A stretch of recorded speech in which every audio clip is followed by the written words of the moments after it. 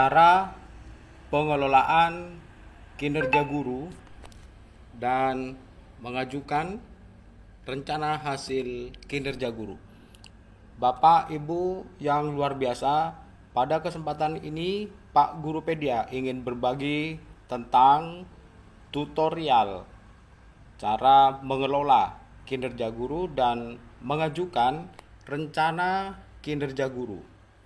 Bapak Ibu bisa langsung login kepada PMM atau bisa melalui dari Belajar ID, memilih platform Merdeka Mengajar. Pada platform Merdeka Mengajar, tampilannya seperti ini, terdiri dari pengembangan diri, ada pelatihan mandiri, ada komunitas, seleksi kepala sekolah, seleksi atau refleksi kompetensi, kemudian LMS, dan pengelolaan kinerja. Nah, disinilah Bapak Ibu bisa mengetahui, mengecek profil PMM Bapak Ibu semuanya.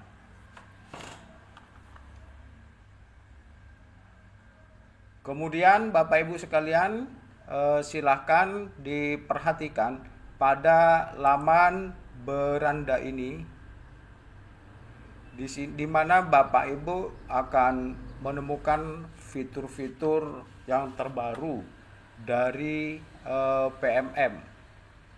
Fitur-fitur terbaru ini Bapak Ibu bisa cek one by one, satu persatu, bagaimana Bapak Ibu mengetahui tentang pelatihan mandiri, kemudian kita bisa cek profil atau pengelolaan kinerja. Pada laman pengelolaan kinerja guru, Bapak Ibu bisa menemukan mulai perencanaan kerja, di mana periode untuk mengajukan perencanaan kerja adalah 1 hingga 31 Januari 2024 untuk tahun ini. Kemudian Bapak Ibu juga bisa memahami alur pengelolaan kinerja, di mana dalam alur ini dijelaskan tentang cara pengelolaan kinerja. Di bulan Januari perencanaan, kemudian Februari persiapan, kemudian di bulan Maret periode observasi kelas dan diskusi tindak lanjut, kemudian barulah pada bulan April dan Mei pelaksanaan tindak lanjut guru dengan pemantauan atasan atau kepala sekolah. Barulah pada bulan Juni dilakukan penilaian, penentuan, dan predikat oleh atasan. Setelah diklik, pastikan Bapak Ibu datanya sudah benar, dan kita melanjutkan kepada pengelolaan kinerja guru. Dalam pengelolaan kinerja guru di sini terdapat beberapa dimensi. Ada penerapan disiplin positif, kemudian keteraturan suasana kelas. Dalam penerapan disiplin positif ini, Bapak Ibu supaya memahami bagaimana Bapak Ibu dapat menerapkan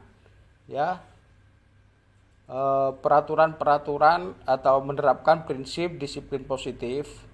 Kemudian pada keteraturan kelas juga membangun suasana yang kondusif. Ini termasuk bagian dari dimensi manajemen kelas. Jadi pada dimensi manajemen kelas itu terdapat dua dimensi, yaitu penerapan disiplin positif dan keteraturan suasana kelas. Bapak Ibu bisa memilih rencana dari dua ini. Kemudian pada dimensi metode pembelajaran itu terdapat 3 aspek. Yang pertama, aktivitas interaktif, kemudian instruksi pembelajaran, dan instruksi yang adaptif. Nah, disinilah Bapak Ibu bisa membangun pengetahuan tentang kolaborasi, penjelasan terstruktur tentang konsep, aktivitas, demonstrasi, ilustrasi, dan contoh yang relevan dan kontekstual untuk peningkatan efektivitas pembelajaran. Kemudian pada instruksi yang adaptif, Bapak Ibu bisa melakukan penyesuaian praktik pembelajaran sebagai respon peserta terhadap peserta didik pada kebutuhan belajarnya untuk peningkatan efektivitas pembelajaran. Untuk dimensi dukungan psikologis, Bapak Ibu, di sini juga ada 3. Umpan balik konstruktif, perhatian dan kepedulian, serta ekspektasi pada peserta didik. Di mana Bapak Ibu pada umpan balik atau pada dimensi dukungan psikologis ini juga tinggal memilih dari 3 aspek ini. Jangan lupa pada aspek umpan balik konstruktif, perhatian dan kepedulian dan ekspektasi pada peserta didik bagian dari cara Bapak Ibu untuk merencanakan hasil kinerja. Nah, hasil kinerja nanti Bapak Ibu setelah di ACC oleh Kepala Satuan Pendidikan, Kepala Sekolah, barulah bisa Bapak Ibu melaksanakannya 1 semester ke depan. Jangan lupa setelah praktik pembelajaran dan sudah dilengkapi, Bapak Ibu tinggal memilih pada dimensi apa Bapak Ibu akan melakukan rencana kerja. Misalnya saja Bapak Ibu akan melakukan penerapan disiplin positif, kemudian kita klik ke pengembangan kompetensi. Disinilah Bapak Ibu akan mengetahui berdasarkan Perdirjen GTK nomor 760107/B.B1 kemudian _HK 03/2023, di mana Bapak Ibu diharapkan memiliki minimal 32 poin per semester untuk memenuhi ekspektasi atasan. Nah, jika kurang maka Bapak Ibu segera konsultasi dengan atasan atau kepala sekolah. Nah, jika lebih juga akan semakin baik pula. Nah, disinilah rencana hasil kerja Bapak Ibu dituntut memenuhi 32 poin, di mana 32 poin ini dapat terdiri dari beberapa rencana hasil kerja. Misalnya Bapak Ibu ingin meningkatkan kompetensi melalui peran sebagai pendidik, maka Bapak Ibu tinggal klik pilih saja di antara beberapa aspek atau indikator ini. Yang paling banyak misalnya 128 poin bagaimana meningkatnya kompetensi melalui peran sebagai peserta program pelatihan dan pendidikan diklat seperti PGP atau guru penggerak atau pelatihan manajer kepala sekolah. Nah, Bapak Ibu tinggal pilih saja. Misalnya Bapak Ibu akan memilih poin ini, tinggal klik saja, maka Bapak Ibu akan mendapatkan 4 poin.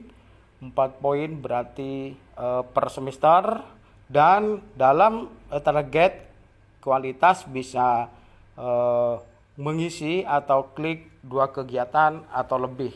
Sedangkan sebagai tindak lanjut bukti dukungnya adalah sertifikat.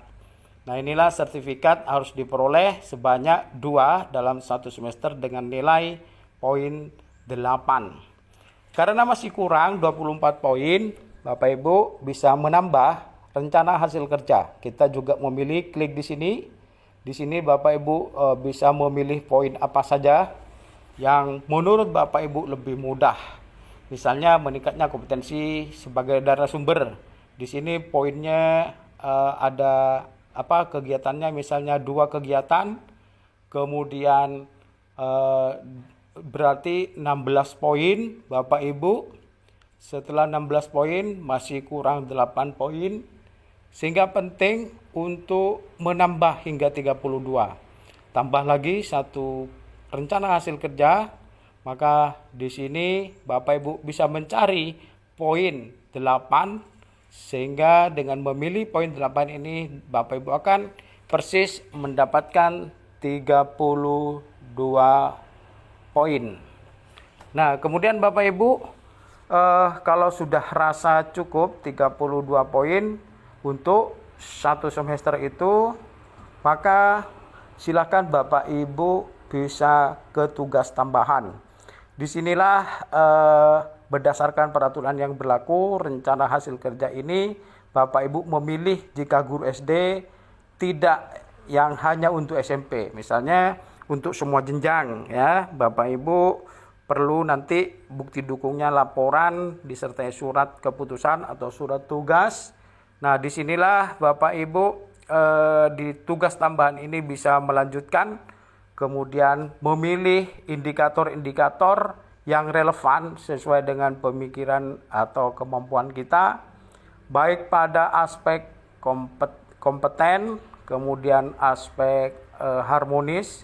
Ini Bapak Ibu supaya menambah ya, supaya memilih indikator perilaku yang diinginkan, termasuk pada aspek loyal, kemudian pada aspek adaptif, kolaboratif. Ini juga harus dipilih Bapak Ibu. Jika salah satu saja tidak dipilih, maka tombol kerangkuman itu tidak akan menyala. Kita periksa lagi bagian mana yang belum dipilih sehingga kerangkuman itu belum menyala.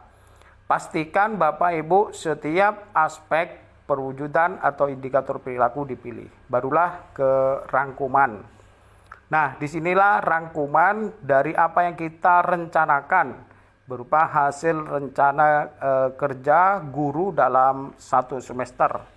Di rangkuman ini barulah kita klik lanjut untuk ajukan Bapak Ibu. Setelah kita klik Bapak Ibu lanjut dari apa yang menjadi perencanaan kerja Bapak Ibu dikerjakan atau yang dikerjakan pada bulan Januari ini, nanti Bapak Ibu akan melanjutkannya. Nah, setelah klik lanjutkan ajuan, maka Bapak Ibu akan menuju halaman menunggu persetujuan atasan. Bapak Ibu akan melaksanakan ini dari tanggal 1 hingga 31 Januari. Silakan lihat rencana kinerja Bapak Ibu. Jadi kalau dilihat perencanaan kinerja ada 3 komponen utama, yaitu hasil kerja utama, hasil kerja tambahan, dan perilaku kerja. Bapak Ibu, dari beberapa nomor hasil rencana hasil kerja dapat dicek kembali dari nomor 1, rencana hasil kerja nomor 2, kemudian bukti dukung, kemudian target kuantitas, target waktu, dan poin. Bapak Ibu bisa scrollnya ke bawah kembali. Rencana hasil 3 itu apa, kemudian rencana hasil kerja keempat itu apa, rencana hasil kerja kelima itu apa, hingga Bapak Ibu benar-benar menyelesaikannya dan mengetahuinya secara pasti. Nah, kemudian dari Januari sampai Juni 2024 ini sebagai semester untuk melakukan kinerja. Kemudian hasil kinerja tambahan Bapak Ibu juga bisa melihat dari nomor 1, kemudian nomor 2, laporan, disertai tugas atau surat tugas, dan seterusnya. Barulah Bapak Ibu lanjutkan perilaku kerja. Nah, di perilaku kerja ini ada indikator dan perwujudan perilaku. Di sini ada beberapa aspek seperti harmonis, loyal, adaptif, kolaboratif, dan seterusnya.